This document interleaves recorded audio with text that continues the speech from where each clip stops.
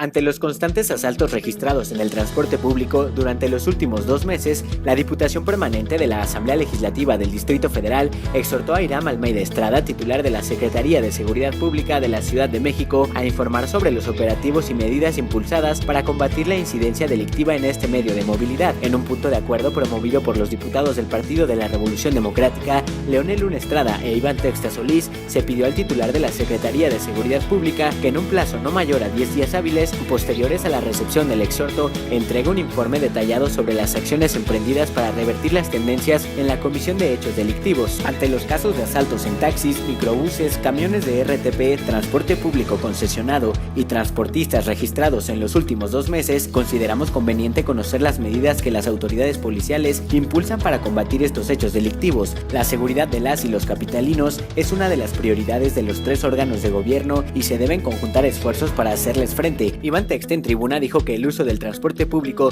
supone una alternativa más ecológica y solidaria para muchos de los desplazamientos que se hacen en la Ciudad de México. Lamentablemente encuentra desventajas frente al transporte individual cuando se estudian los índices de inseguridad para los usuarios del servicio público. El punto de acuerdo de los presidentes de la Comisión de Gobierno y de Vigilancia de la Auditoría Superior de la Ciudad de México en la Asamblea Legislativa del Distrito Federal, Leonel Luna e Iván Texta respectivamente, refiere que la movilidad humana es una de las actividades más importantes para las civilizaciones modernas y que en la capital del país esta garantía quedó plasmada en la Ley de Movilidad Local. Ante esta situación es importante reconocer la necesidad de ejercer un control y verificación periódica de las medidas de seguridad que aplica la Secretaría de Seguridad Pública del Distrito Federal para garantizar la integridad del usuario.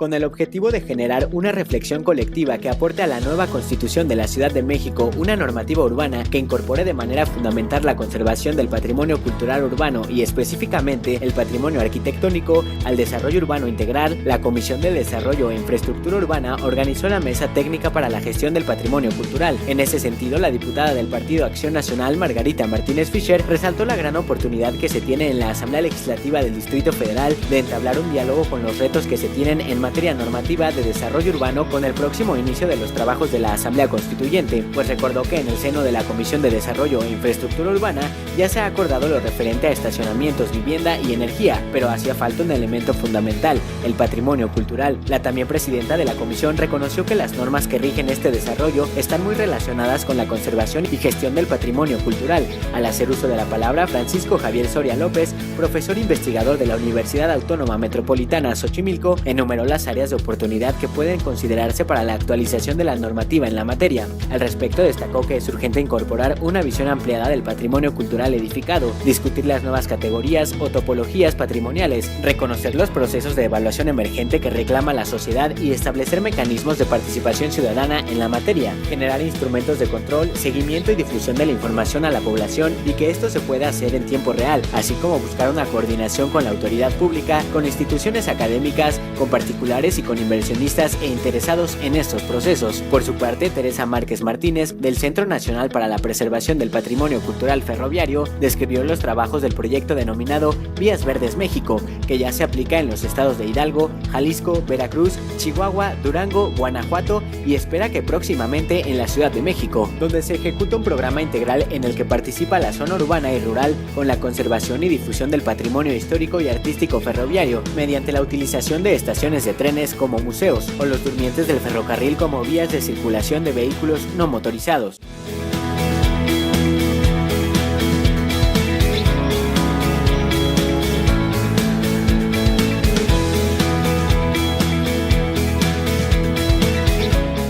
Con el objetivo de proteger y restaurar el mural de Francisco Eppens, denominado Protección de la Nación al obrero ferrocarrilero, el diputado José Alfonso Suárez del Real y Aguilera solicitó al secretario de Cultura de la Ciudad de México, Eduardo Vázquez Martín, emita las declaraciones correspondientes. Mediante un punto de acuerdo suscrito ante el Pleno de la Asamblea Legislativa del Distrito Federal en sesión permanente, el legislador de Morena destacó la importancia de proteger el mural realizado por Francisco Eppens, ubicado en el Deportivo Ferrocarrilero Pantaco, ya que se encuentra en el olvido y rodeado de basura. Lo anterior luego de que esta obra de 25 metros cuadrados, elaborada en 1958 con mosaicos de vidrio bizantino y veneciano e instalada en el acceso al deportivo, pretende ser demolido por la empresa Ferrovalle con la finalidad de hacerlo patio de maniobras. Cabe señalar que el escudo nacional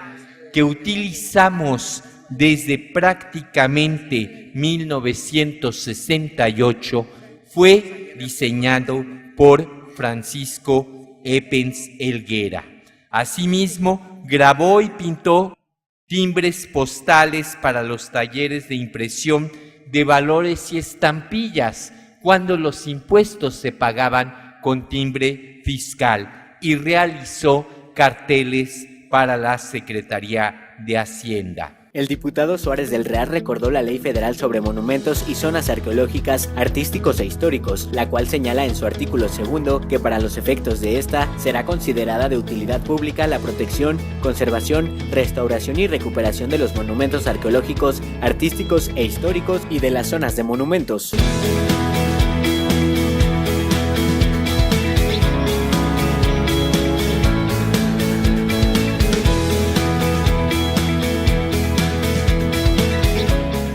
Debido a una granizada ocurrida el sábado 30 de julio, varios productores de la zona rural de la Ciudad de México vieron afectados sus cultivos de hortalizas y maíz. Los campesinos hicieron un llamado al legislador perredista y presidente de la Comisión de Desarrollo Rural de la Asamblea Legislativa del Distrito Federal, Luis Alberto Chávez García, a que los acompañara a recorrer las zonas afectadas y pudiera corroborar los daños ocasionados por la granizada que se suscitó unas horas antes. En dicho recorrido, el diputado local pudo corroborar la afectación y aseguró que le daría seguimiento al caso, ya que los productores no cuentan con un seguro que les cubra las pérdidas. Sin embargo, dicho seguro otorga a los productores un máximo de 2,500 pesos por hectárea siniestrada, cuando para sembrar 1,5 hectáreas de espinaca los productores invierten aproximadamente 40,000 pesos entre compra de semilla, abono orgánico, barbecho, surcado, deshierve y el pago a los temporaleros. Al sufrir el siniestro, los productores se quedan sin nada, pierden la cosecha y el dinero que invirtieron, viéndose obligados a tener otra fuente de ingreso y, en su caso, a vender un pedazo de su terreno para volver a sembrar y tener cómo mantener a sus familias. En este sentido, Luis Alberto Chávez, desde la tribuna de la Asamblea Legislativa, hizo un exhorto a la CEDEREC y a la Secretaría de Finanzas a que apoyen a los productores afectados con el seguro agrícola catastrófico, pero además se les apoye en la compra de abono orgánico y semilla previo al cálculo de superficie sembrada y cultivo dañado, con el objetivo de seguir preservando las zonas agrícolas de esta región, así como los servicios ambientales que brindan.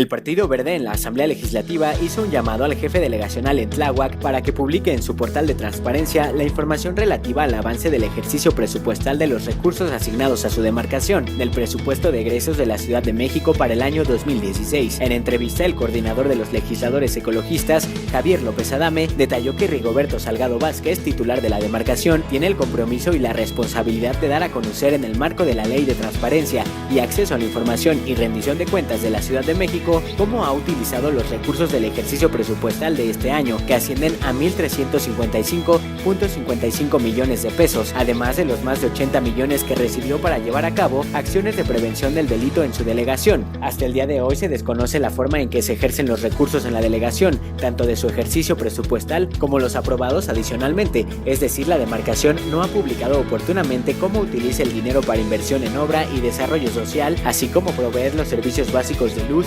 electricidad, pavimentación y recolección de basura.